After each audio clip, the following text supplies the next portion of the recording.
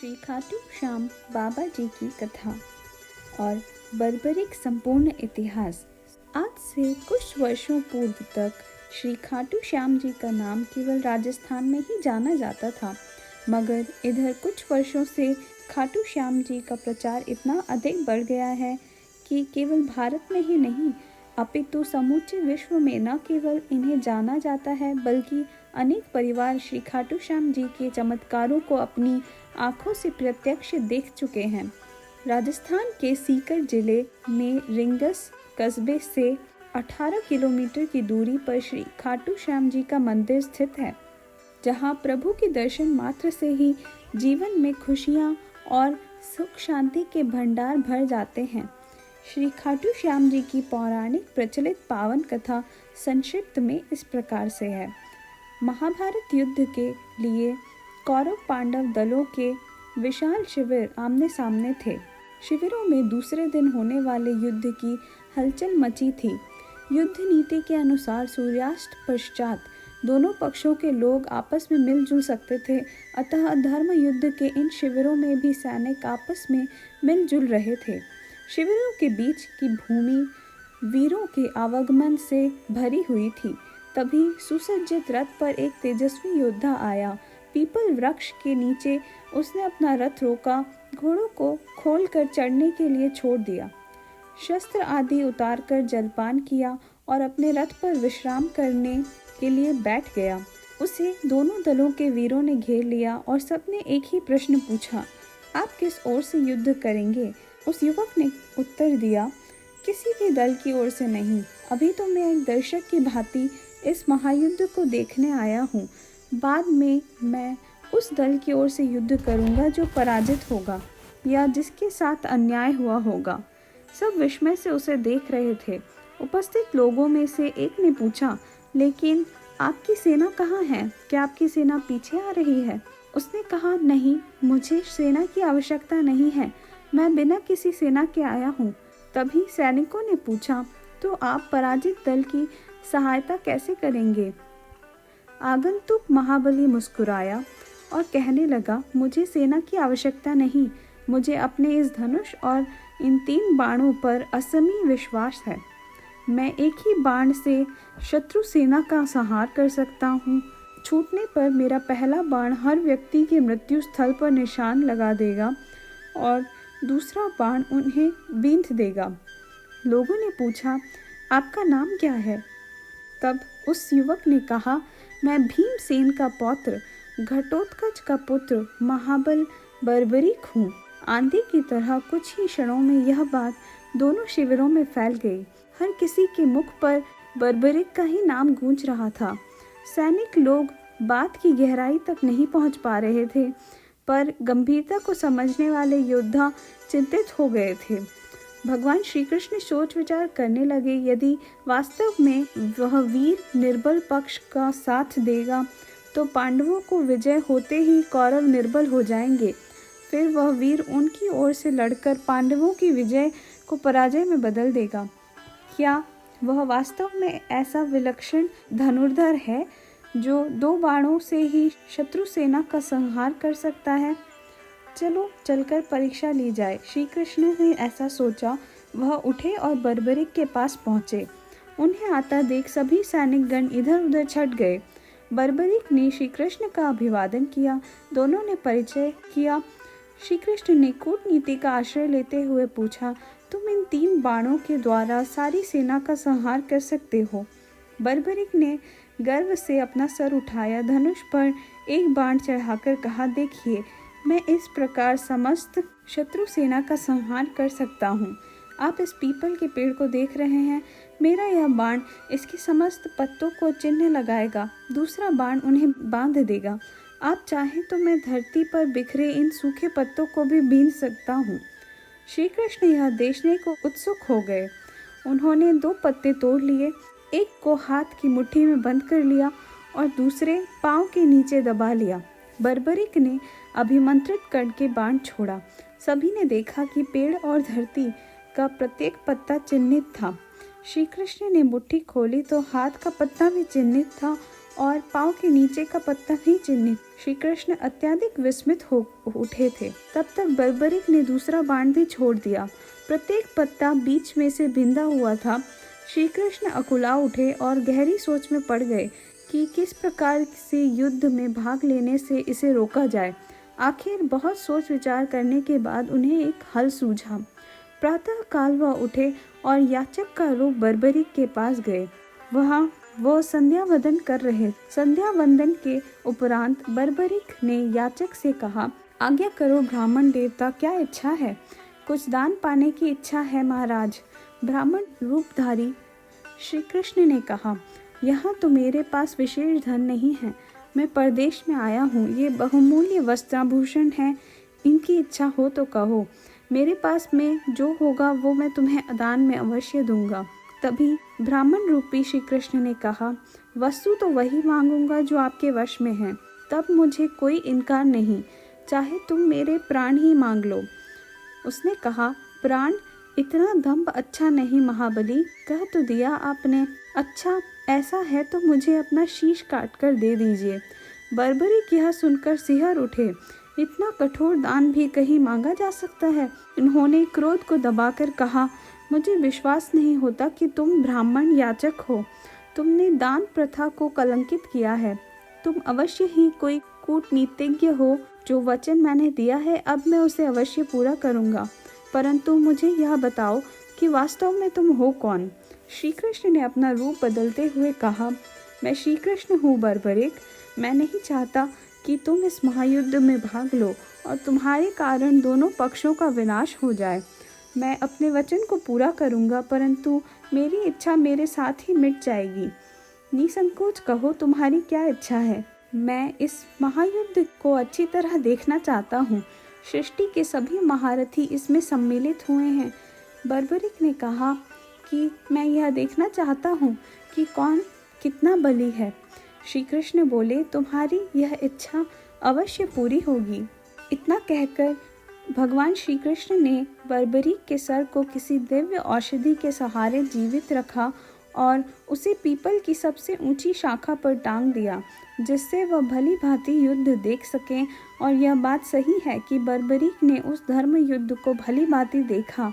18 दिन तक महाभारत का युद्ध हुआ। अंत में दुर्योधन की मृत्यु के साथ इस महायुद्ध का अंत हुआ। पांडव विजयी हुए और कौरव पराजित। इस महायुद्ध की भीषण विभीषिका से दोनों पक्षों में केवल 10 व्यक्ति ही जीवित बचे थे। पांडव पक्ष में 5 पांडव श्री कृष्ण व सात्यकी और कौरव पक्ष में अश्वत्थामा, कृपाचार्य और कृतवर्मा। युद्ध समाप्ति के पश्चात भगवान श्री कृष्ण ने देखा कि पांडव अपनी विजय के मद में चूर हैं। उनका व्यर्थ का अभिमान दूर करने के लिए वह 5 पांडवों सात्यकी, द्रौपदी और कुंती सहित बार्बरिक के पास पहुँचे। बार्बरिक का मुखमंडल चमक रहा था। उसने आदर सत्कार के पश्चात पूछा, कहो कैसे आना हुआ? सभी उनके मुख से अपनी अपनी वीरता की प्रशंसा सुनना चाहते थे। अर्जुन उनके मुख से यह सुनना चाहते थे कि मेरे समान धनुर्विद्या का ज्ञाता इस संसार में दूसरा कोई नहीं है। वह अपनी प्रशंसा स्वयं करने लगे। बर्बरिक, क्या तुमने इस महायुद्ध को भली भांति देखा है? बर्बरिक ने स्वीकारात्मक मुद्रा में सिर हिलाया। अर्जुन गर्व से भरकर बोले, तब तो तुम इस बात को अवश्य मानोगे, यह युद्ध मैंने अपने बाहुबल से जीता है। 18 दिन निरंतर गांडीव की टकार से 10 दिशाएं गूंजती रहीं। भीष्म पितामह को मारना कोई हंसी खेल नहीं था। भीमसेन के पौत्र बर्बरिक के मुख पर व्यंग्य भरी मुस्कान खेलने लगी। वो बोले, हाँ भीष्म पितामह के विष में मेरा भी यही विचार है। कहे चलो, रुको नहीं। अर्जुन फिर बोले, मैंने भगदत्त और महाबली को मार गिराया, द्रोण को निस्तेज कर दिया और कर्ण, जिसके भय से धर्मराज युधिष्ठिर रात भर नींद नहीं आ रही थी, उसका वध भी मेरे ही हाथों हुआ। बाद में अश्वत्थामा को मणि रहित मैंने ही किया। क्यों बर्बरिक, अब तो तुम मेरी और मेरे गांडीव की प्रशंसा करोगे? बर्बरिक खुलकर हंसा। उत्तर दूंगा, और भी किसी को कुछ कहना है तो कह लो। भीम बोल पड़ा, मेरी इस पर्वत सी विशाल गदा के विषय में तुम्हारा क्या विचार है बर्बरिक? तुमने देखा कि इस गदा के सहारे मैंने दुष्ट दुशासन का रक्त पिया। इस गदा से मैंने अद्वितीय गदाधारी दुर्योधन का वध किया। हिडिंब, बकासुर, कीचक के वध की कहानियां भी तुमने देखी ही होंगी। अब तुम मेरी वीरता के बारे में भी कुछ कहो। बर्बरिक फिर हंसा और कहा, मैं कहूँगा, पहले तुम सब अपनी बात कह लो, फिर मैं सबका जवाब एक साथ दूंगा। नकुल सहदेव ने भी अपनी अपनी विशाल तलवारों की प्रशंसा की। बाद में युधिष्ठिर ने कहा, मेरा विचार है बर्बरिक कि यह युद्ध मैंने सत्य के बल पर जीता। बर्बरिक ने सबकी ओर अपेक्षा से देखकर श्री कृष्ण से प्रश्न किया, क्यों श्री कृष्ण, क्या तुमको अपने विषय में कुछ नहीं कहना? श्री कृष्ण, जो अब तक सबकी बातें सुन रहे थे, मुस्कुरा कर बोले, मुझे कुछ नहीं कहना बर्बरिक। मैंने योद्धा के रूप में तो इस युद्ध में भाग नहीं लिया, मैं तो मात्र सारथी था। रथ चलाता रहा, युद्ध देखता रहा, बस इससे अधिक कुछ नहीं किया मैंने। यह सुनते ही बर्बरिक खुलकर हंसा। उसके अट्टहास से 10 दिशाएं गूंज उठी। बाद में वह गंभीर स्वर में बोला, अच्छा किया श्री कृष्ण, तुमने सारथी के रूप में ही इस युद्ध में भाग लिया, योद्धा के रूप में नहीं। शस्त्र धारण करके भाग लेते तो संभवतः पांडवों की पराजय होती। नकुल, सहदेव, युधिष्ठिर को तो मैं महावीरों की श्रेणी में गिनता ही नहीं। रहे अर्जुन और भीम, ये महाबली अवश्य हैं, किंतु कौरव पक्ष के धनुर्धरों के सम्मुख ये दोनों भी अनाड़ी और नौसिखिए लग रहे थे। अकेले भीष्म ने ही समस्त पांडव सेना और पांडव वीरों का बुरा हाल कर दिया था। उन्हें तो इच्छा मृत्यु का वरदान प्राप्त था, भला इनके मारे वो क्या मरते। इस वृद्धावस्था में भी कितना तेज था उनके मुख पर। बर्बरिक ने फिर अर्जुन की ओर देखकर कहा, मैं तुम्हारी बात का उत्तर दे रहा हूँ अर्जुन। जिस गांडीव की तुम इतनी प्रशंसा कर रहे हो, वह उस वक्त कहाँ गया था जब भीष्म ने तुम्हारी सेना को छिन्न भिन्न कर दिया था, रथ तोड़ दिया था, कपिध्वज धरती पर पड़ा था, तुम मूर्छित हो हुए थे। श्री कृष्ण को अपनी प्रतिज्ञा तोड़कर तुम्हारी रक्षा करनी पड़ी थी। फिर तुम श्री कृष्ण की सलाह पर भीष्म से यह पूछने गए कि उनकी मृत्यु कैसे होगी। तब तुम लोगों को लाज नहीं आई थी। शिखंडी के पीछे से भी निहत्ते भीष्म पर मैंने तुम्हारे शस्त्रों को चलते देखा था। यह तुम्हारी वीरता की चरम सीमा थी। जयद्रथ वध के दिन भी मैं तुम्हारी वीरता को देख चुका हूँ। श्री कृष्ण की माया यदि साथ न देती तो एक क्या सैकड़ों अर्जुन भी जयद्रथ की परछाई नहीं पा सकते थे। तेजस्वी वृद्ध आचार्य द्रोण ने तुम्हारी और तुम्हारी सेना की जो दुर्दशा की, वह भी किसी से छिपी नहीं है। तब तुम्हारा बल तेज कहाँ गया था? युधिष्ठिर कितने सत्यवादी हैं, मैंने यह भी इस युद्ध में देखा। श्री कृष्ण की सलाह पर उन्होंने अपने गुरु के सम्मुख जाकर उन्हें झूठ बोला, जीवित अश्वत्थामा को मृत बताया, क्योंकि पुत्र शोक ही उनकी मृत्यु का कारण हो सकता था।